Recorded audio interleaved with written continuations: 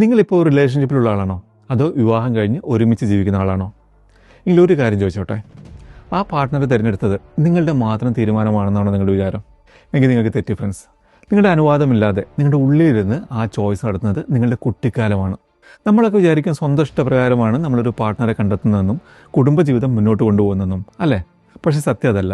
ചെറുപ്പത്തിൽ വീട്ടിലെ ചില സാഹചര്യങ്ങളിൽ നിന്ന് രക്ഷപ്പെടാൻ വേണ്ടി നമ്മൾ കാണിച്ചു കൂട്ടിയ അതേ കാര്യങ്ങൾ തന്നെയാണ് ഇപ്പോഴും നമ്മുടെ പ്രണയത്തിലും വിവാഹ ജീവിതത്തിലും ഒക്കെ നമ്മൾ അറിയാതെ റിപ്പീറ്റ് ചെയ്തുകൊണ്ടിരിക്കുന്നത്.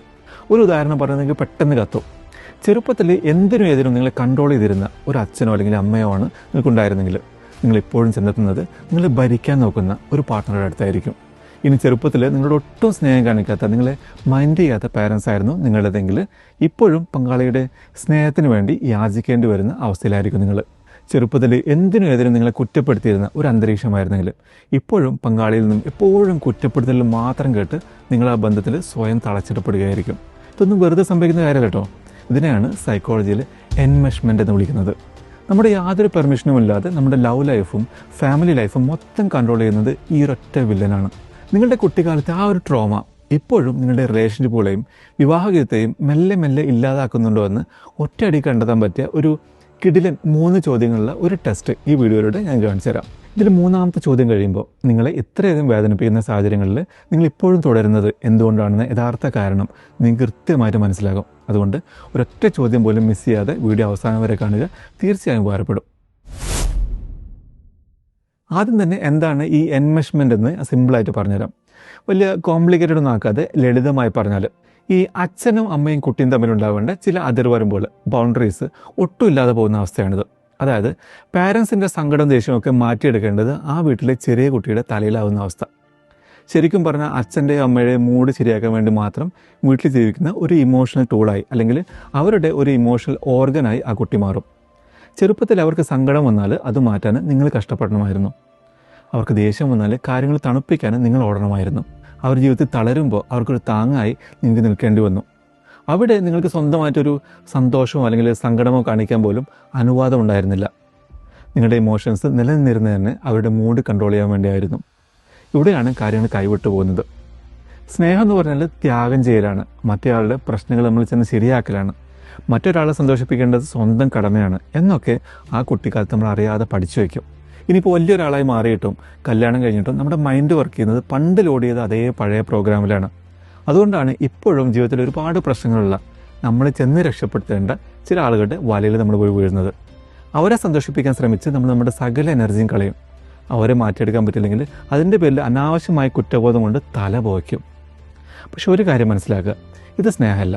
ഇത് കുട്ടിക്കാലത്തെ ആ ഒരു പഴയ ട്രോമ സ്നേഹത്തിൻ്റെ മാസ്ക് ഇട്ട് നിങ്ങളുടെ ജീവിതത്തിലേക്ക് വരുന്നതാണ്. നിങ്ങൾ പോലും അറിയാതെ നിങ്ങളുടെ റിലേഷൻഷിപ്പുകളെയും വിവാഹ ജീവിതത്തെയും അകത്തു നിന്നും തകർത്ത് നശിപ്പിക്കുന്നത് ഈ ഒരൊറ്റ കാര്യമാണ്. ഇനി നമുക്ക് ആദ്യം പറഞ്ഞ ആ ടെസ്റ്റിലേക്ക് അടക്കാം. ഒരു 3 ചോദ്യങ്ങൾ, ഉള്ളിലൊന്നും ഒളിച്ചു വയ്ക്കാതെ സത്യസന്ധമായിട്ട് മറുപടി പറയാൻ ശ്രമിക്കട്ടോ. ചോദ്യം നമ്പർ 1, എല്ലാവരെയും സൂചിപ്പിക്കുന്ന ആ പഴയ role, the peace keeper role എന്ന് പറയാം. ചെറുപ്പത്തിൽ അച്ഛനോ അമ്മയോ ജോലി കഴിഞ്ഞ് വീടിൻ്റെ പടി കടന്നു വരുമ്പോൾ തന്നെ അവരുടെ മൂഡ് എങ്ങനെയാണെന്ന് നിങ്ങൾ നോക്കാറുണ്ടായിരുന്നോ? അവർ ദേഷ്യത്തിലാണോ സങ്കടത്തിലാണെന്ന് മുൻകൂട്ടി കണ്ടുപിടിക്കാൻ നിങ്ങൾ ശ്രമിക്കാറുണ്ടായിരുന്നോ? അവരിൽ നിന്നും ഒരു വഴക്കോ അല്ലെങ്കിൽ ചീത്ത വിളിയോ കേൾക്കുന്നതിന് മുമ്പ് തന്നെ അവരുടെ മൂഡങ്ങ് മാറ്റിയെടുക്കുക എന്നത് നിങ്ങളുടെ ഒരു മെയിൻ ജോലിയായിരുന്നോ?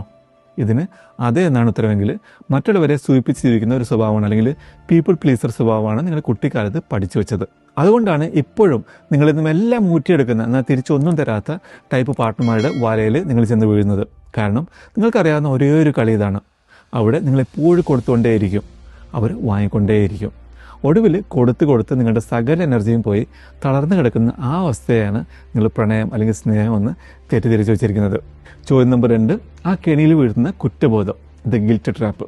അച്ഛനെയോ അമ്മയോ ദിവസവും വിളിച്ചില്ലെങ്കിൽ അല്ലെങ്കിൽ അവർക്ക് ഇഷ്ടമില്ലാത്തൊരു തീരുമാനങ്ങൾ നിങ്ങൾ എടുത്താൽ നിങ്ങളൊരു മോശം മകനോ അല്ലെങ്കിൽ മോശം മകളോ ആണെന്ന് നിങ്ങൾക്ക് തോന്നാറുണ്ടോ?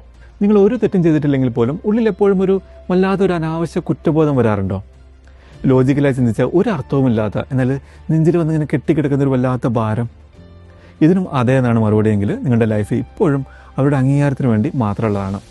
ഇതേ കുറ്റബോധം ചുമന്നുകൊണ്ടാണ് നിങ്ങൾ നിങ്ങളുടെ വിവാഹ ജീവിതത്തിലേക്കും പ്രണയത്തിലേക്കും നടന്നു കയറുന്നത്.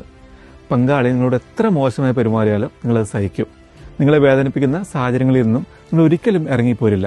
കാരണം ആ ബന്ധം ഉപേക്ഷിച്ച് പോരുന്നത് വലിയൊരു സ്വാർത്ഥതയാണ് എന്ന് നിങ്ങൾക്ക് തോന്നും. അവരെ വിഷമിപ്പിക്കുക എന്നത് നിങ്ങൾക്ക് ചിന്തിക്കാൻ പോലും പറ്റാത്ത ഒരു കാര്യമായിട്ട് മാറും. സത്യം പറഞ്ഞാൽ ഈ ഒരു അനാവശ്യ കുറ്റബോധമാണ് നിങ്ങളറിയാതെ നിങ്ങളുടെ പാർട്ട്ണറെ തിരഞ്ഞെടുക്കുന്നത്. ചോദ്യം നമ്പർ 3, ആ പഴയ കണ്ണാടി, ദ റിലേഷൻഷിപ്പ് മിറർ. ചെറുപ്പത്തിൽ ആരുടെ മുന്നിലാണോ നിങ്ങൾ പേടിച്ച് ജീവിച്ചിരുന്നത്? ആ അച്ഛൻ്റെയോ അമ്മയെയോ ഓർമ്മിപ്പിക്കുന്ന അതേ സ്വഭാവമാണോ നിങ്ങളുടെ ഇപ്പോഴത്തെ പാർട്ട്ണർക്കുള്ളത്? അവരെപ്പോഴും നിങ്ങളെ കുറ്റപ്പെടുത്താറുണ്ടോ? ഇമോഷണലി നിങ്ങളിൽ നിന്ന് അകലം പാലിക്കാറുണ്ടോ? നിങ്ങൾ എന്ത് ചെയ്താലും അതൊന്നും പോരാ എന്നവർ വരുത്തി തീർക്കാറുണ്ടോ? അവരുടെ സ്നേഹം ഇരന്നു വാങ്ങാൻ വേണ്ടി നിങ്ങളിപ്പോഴും അവരുടെ മുന്നിൽ ഒരുപാട് കഷ്ടപ്പെടുന്നുണ്ടോ? ഇതിനും അതേ ഉത്തരമെങ്കിൽ സമാധാനമുള്ള ഒരു നല്ല ജീവിതം തിരഞ്ഞെടുക്കുന്നതിന് പകരം നിങ്ങൾക്ക് പരിചിതമായ ആ ഒരു പഴയ വേദന തിരഞ്ഞെടുക്കാനാണ് നിങ്ങൾക്ക് താല്പര്യം. കാരണം സമാധാനമുള്ള ഒരു ഹെൽത്തി റിലേഷൻഷിപ്പ് നിങ്ങൾക്ക് ഒട്ടും പരിചയമില്ലാത്ത ഒരു പുതിയ ലോകമാണ്. അതിൻ്റെ നിയമങ്ങളൊന്നും നിങ്ങൾക്കറിയില്ല. എന്നാൽ നിങ്ങളുടെ അച്ഛനെയോ അമ്മയെയോ ഓർമ്മിപ്പിക്കുന്ന ഒരു പാർട്ട്ണറുടെ കൂടെ ജീവിക്കുമ്പോൾ ആ നരകത്തിൽ എങ്ങനെ ജീവനോടെ നിലനിൽക്കണമെന്ന് നിങ്ങൾക്ക് കൃത്യമായിട്ട് അറിയാം. ആ വേദന നിങ്ങൾ ഒരുപാട് വേദനിപ്പിക്കുന്നുണ്ടെങ്കിൽ പോലും ആ കളിയിൽ എങ്ങനെ അതിജീവിക്കണമെന്ന് പണ്ടേ പഠിച്ചു വെച്ചുകൊണ്ട് നിങ്ങൾ അവിടെ തന്നെ തുടരും. അപ്പോൾ എന്തുകൊണ്ടാണ് ശരിക്കും ഇങ്ങനെ സംഭവിക്കുന്നത്? കാരണം ചെറുപ്പത്തിൽ അച്ഛൻ്റെയോ അല്ലെങ്കിൽ അമ്മയുടെയോ കാര്യങ്ങൾ നോക്കി നടന്ന ഒരു കെയർ ടേക്കർ ആയിരുന്നു നിങ്ങളെങ്കിൽ, വലുതാകുമ്പോൾ നിങ്ങളുടെ പ്രണയത്തിലും അല്ലെങ്കിൽ വിവാഹ ജീവിതത്തിലും നിങ്ങളറിയാതെ തിരയുന്നത് പ്രശ്നങ്ങളുള്ള ചില ആളുകളായിരിക്കും. ഒരു ടോക്സിക്കായ വ്യക്തി അല്ലെങ്കിൽ ജീവിതം തകർന്നു കിടക്കുന്ന ഒരാൾ, ചുരുക്കം പറഞ്ഞാൽ നിങ്ങൾ ചെന്ന് നന്നാക്കി എടുക്കേണ്ട ഏതെങ്കിലും ഒരാൾ. കാരണം മാനസികമായി നമ്മൾ മാത്രം കഷ്ടപ്പെടാത്ത, രണ്ടുപേരും ഒരേപോലെ പരസ്പരം സ്നേഹിക്കുന്ന ഒരു നല്ല റിലേഷൻഷിപ്പ് എങ്ങനെ മുന്നോട്ട് കൊണ്ടുപോകണമെന്ന് നമുക്കറിയില്ല. സ്നേഹം ഇരന്നു വാങ്ങേണ്ടി വരാത്ത, നമ്മളെ കെയർ ചെയ്യുന്ന ഒരു പങ്കാളിയെ കിട്ടിയാൽ നമുക്കവിടെ ഒരു ശൂന്യത തോന്നും, നമ്മൾ ആ കൺഫ്യൂഷനിലാകും. അതുകൊണ്ട് നമ്മളെപ്പോഴും ചെന്ന് ചാടുന്നത് നമ്മളെ കൊണ്ട് ഒരുപാട് ആവശ്യങ്ങളുള്ള ആളുകളുടെ അടുത്തായിരിക്കും. നമ്മൾ കൂടെ ഇല്ലെങ്കിൽ അവർ തകർന്നു പോകുന്ന അവസ്ഥ ഉണ്ടാകുമ്പോൾ നമുക്കൊരു വാല്യൂ കിട്ടും, വില തോന്നാൻ തുടങ്ങും, അല്ലേ? നമ്മളവരെ കട്ടയ്ക്ക് താങ്ങി നിർത്തുന്നതുകൊണ്ട് അവർ നമ്മളെ വിട്ടുപോകില്ല എന്ന് നമ്മൾ വിചാരിക്കും. പക്ഷേ ഫ്രണ്ട്സ്, ഒരു കാര്യം മനസ്സിലാക്കുക, ഇത് നിങ്ങളുടെ സ്വന്തം ചോയ്സ് അല്ല. ഇത് പണ്ട് കുട്ടിക്കാലത്ത് നിങ്ങൾ അതിജീവിക്കാൻ വേണ്ടി പഠിച്ചെടുത്തൊരു തന്ത്രം മാത്രമാണ്. സ്നേഹം എന്ന് പറഞ്ഞാൽ ത്യാഗം ചെയ്യലാണ്. മറ്റുള്ളവർക്ക് വേണ്ടി നമ്മൾ എന്ത് ചെയ്യുന്നു എന്നതിലാണ് നമ്മുടെ വില. മറ്റൊരാൾക്ക് നമ്മൾ ആവശ്യമുണ്ട് എന്ന് തോന്നുന്നതാണ് സ്നേഹം എന്നൊക്കെയാണ് കുട്ടിക്കാലം നിങ്ങൾ പഠിപ്പിച്ചു വെച്ചിരിക്കുന്നത്. ഇങ്ങനെ പാളിപ്പോയ ഒരു പഴയ പ്ലാനോ അല്ലെങ്കിൽ ബ്ലൂ പ്രിൻറ്റും വെച്ചുകൊണ്ടാണ് നിങ്ങളിപ്പോഴും നിങ്ങളുടെ പാർട്ട്ണറെ തിരഞ്ഞെടുക്കുന്നത്. പക്ഷേ ഒരു മിനിറ്റ്, ഇതിൻ്റെ പേരിൽ നിങ്ങൾ നിങ്ങളെ തന്നെ കുറ്റപ്പെടുത്താൻ വരട്ടെ. കാരണം മറ്റുള്ളവരെ ചൂഷണം ചെയ്യുന്ന ഒരു മാനിപ്പുലേറ്റർക്ക് നിങ്ങളെപ്പോലെ ഒരു സ്വഭാവമുള്ള പാർട്ട്ണറെ കിട്ടാനാണ് ഏറ്റവും കൂടുതൽ താല്പര്യം. കാരണം അവരുടെ മൂഡ് ഓഫിനും ദേഷ്യത്തിനുമൊക്കെ സ്വയം ഉത്തരവാദിത്തം ഏറ്റെടുക്കാൻ പണ്ടേ ട്രെയിനിങ് കിട്ടിയ ആളാണ് നിങ്ങൾ. എന്തിനും ഏതിനും കുറ്റബോധം തോന്നാൻ നിങ്ങൾ ഓൾറെഡി പ്രോഗ്രാംഡാണ്. അവർക്ക് വേണ്ടി സ്വന്തം സന്തോഷം ബലികഴിക്കാൻ നിങ്ങൾ എപ്പോഴും റെഡിയാണ്. ചുരുക്കം പറഞ്ഞ ഒരു ടോക്സിക് പങ്കാളിക്ക് കിട്ടാൻ പറ്റിയ ഏറ്റവും പെർഫെക്റ്റ് പാർട്ട്ണറാണ് നിങ്ങൾ. ഇതിൽ നിങ്ങളുടെ ഭാഗത്ത് ഒരു തെറ്റുമില്ല. കുട്ടിക്കാലത്ത് നിങ്ങൾ ജീവനോടെ നിലനിൽക്കാൻ വേണ്ടി പഠിച്ചെടുത്ത ആ ഒരു സ്വഭാവം ഇപ്പോഴും നിങ്ങളുടെ കൂടെയുണ്ടെന്ന് മാത്രം. കുട്ടിക്കാലത്തെ ഈ ചതുക്കുഴിയിൽ നിന്നും നിങ്ങൾക്ക് വളരെ എളുപ്പത്തിൽ പുറത്തു കിടക്കാൻ പറ്റും. അതിനായി ആദ്യം നിങ്ങൾ ചെയ്യേണ്ടത് ഈ ഒരു പാറ്റേൺ തിരിച്ചറിയുക എന്നാണ്. അതിനുള്ള 3 സ്റ്റെപ്പുകൾ ഇനി ഞാൻ പറഞ്ഞുതരാം. ഒന്നാമത്തെ സ്റ്റെപ്പാണ് ചെറിയ കാര്യങ്ങളിൽ നോ എന്ന് പറയാൻ തുടങ്ങുക. അത് നിങ്ങളുടെ പാരൻസിനോടാകാം, അല്ലെങ്കിൽ പാർട്ട്ണറോടാകാം, അല്ലെങ്കിൽ മറ്റാരോടെങ്കിലും ആകാം. വലിയ വഴക്കോ ബളമോ ഒന്നും ഉണ്ടാക്കേണ്ട യാതൊരു ആവശ്യമില്ല. വളരെ സിമ്പിളായ ചില നോകൾ. ഇപ്പം പറയാം, ഇല്ല എനിക്കിപ്പോൾ അത് ചെയ്യാൻ പറ്റില്ല, അല്ലെങ്കിൽ ഇല്ല എനിക്കതിനോട് യോജിക്കാൻ കഴിയില്ല, ഇല്ല അതെനിക്ക് സെറ്റായില്ല. ഇങ്ങനെ പറഞ്ഞു കഴിയുമ്പോൾ എന്താണ് സംഭവിക്കുന്നതെന്ന് ജസ്റ്റ് ഒന്ന് വാച്ച് ചെയ്യുക. സാധാരണ ഇത് പറയുന്ന ഒരു അടുത്ത സെക്കൻഡ് തന്നെ നിങ്ങളുടെ ഉള്ളിൽ വല്ലാത്തൊരു കുറ്റബോധം എന്ന് പറയും. അത് നിങ്ങളുടെ കുട്ടിക്കാലത്തെ ആ പഴയ പ്രോഗ്രാം ഉള്ളിലിരുന്ന് സംസാരിക്കുന്നതുകൊണ്ടാണ്. പക്ഷേ ആ ഒരു കുറ്റബോധത്തെ മൈൻഡ് ചെയ്യാതെ നിങ്ങൾ കുറച്ച് സമയം വെറുതെ ഇരുന്നാൽ ഒരു കാര്യം മനസ്സിലാകും, അവിടെ മോശമായിട്ടൊന്നും സംഭവിച്ചിട്ടില്ല, ലോകം ഇടിഞ്ഞു വീണിട്ടുമില്ല. നിങ്ങളുടെ ആ ഒരു അതിർവരമ്പ് അല്ലെങ്കിൽ ബൗണ്ടറി മറ്റേ ആൾക്ക് താങ്ങാൻ പറ്റിയിട്ടുണ്ട്. രണ്ടാമത്തെ സ്റ്റെപ്പാണ് നിങ്ങളുടെ കുറ്റബോധത്തിൻ്റെ ടൈമിംഗ് തിരിച്ചറിയുക. Guilt triggers. ഏതൊക്കെ സമയത്താണ് നിങ്ങളുടെ ഉള്ളിൽ ഈ അനാവശ്യ കുറ്റബോധം വരുന്നതെന്ന് കൃത്യമായിട്ട് നോക്കി വയ്ക്കുക. ഒരാളെ ഉപേക്ഷിച്ച് പോകുന്നതിനെ കുറിച്ച് ആലോചിക്കുമ്പോഴാണോ, അതോ സ്വന്തം കാര്യങ്ങൾക്ക് മുൻഗണന കൊടുക്കുമ്പോഴാണോ, അല്ലെങ്കിൽ ഒരാളോട് വേണ്ട അല്ലെങ്കിൽ നോ എന്ന് പറയാൻ തുടങ്ങുമ്പോഴാണോ? ഒരു കാര്യം എപ്പോഴും ഓർക്കുക, ഈ കുറ്റബോധം എന്ന് പറയുന്നത് നിങ്ങളുടെ ഉള്ളിൽ കിടക്കുന്ന ഒരു പഴയ പ്രോഗ്രാം മാത്രമാണ്. അതൊരിക്കലും പച്ചയായ സത്യമല്ല.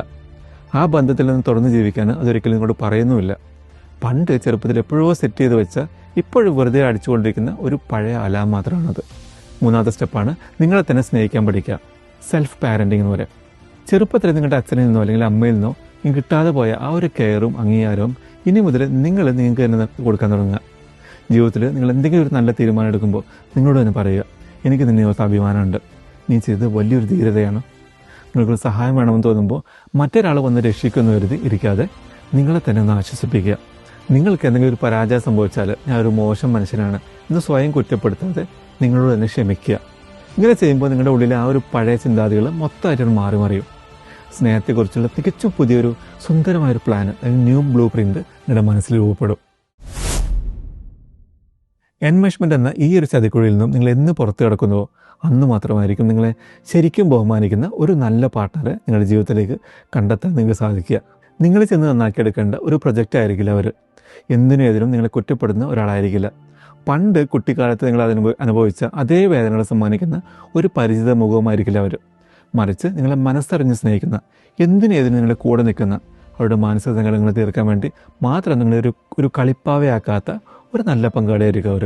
ഇപ്പോൾ ഞാൻ ചോദിച്ച ആ 3 ചോദ്യങ്ങൾ ഏതാണ് നിങ്ങളുടെ നെഞ്ചിലേക്ക് ആഴത്തിൽ വന്ന് തറച്ചത്? ആ നമ്പർ താഴെ കമൻറ്റ് ചെയ്യുക. നിങ്ങളുടെ അനുഭവങ്ങളും അഭിപ്രായങ്ങളും തീർച്ചയായും കമൻറ്റ് ചെയ്യുക. വീഡിയോ ഇഷ്ടപ്പെട്ടെങ്കിൽ മറക്കാതെ ലൈക്ക് ചെയ്യുക. ചാനൽ സബ്സ്ക്രൈബ് ചെയ്തിട്ടെങ്കിൽ ആ താഴെ കാണുന്ന സബ്സ്ക്രൈബ് ബട്ടൺ അമർത്തുക. ഈ വീഡിയോ കേൾക്കണമെന്ന് നിങ്ങൾ ആഗ്രഹിക്കുന്ന ഒരു വ്യക്തിയുമായിട്ട് വീഡിയോ ഷെയർ ചെയ്യുക. അപ്പോൾ വീഡിയോ കണ്ടതിന് എല്ലാവർക്കും ഒരുപാട് നന്ദി. അടുത്ത വീഡിയോയിൽ കാണാം. നല്ലൊരു ദിവസം നേരുന്നു. ബൈ.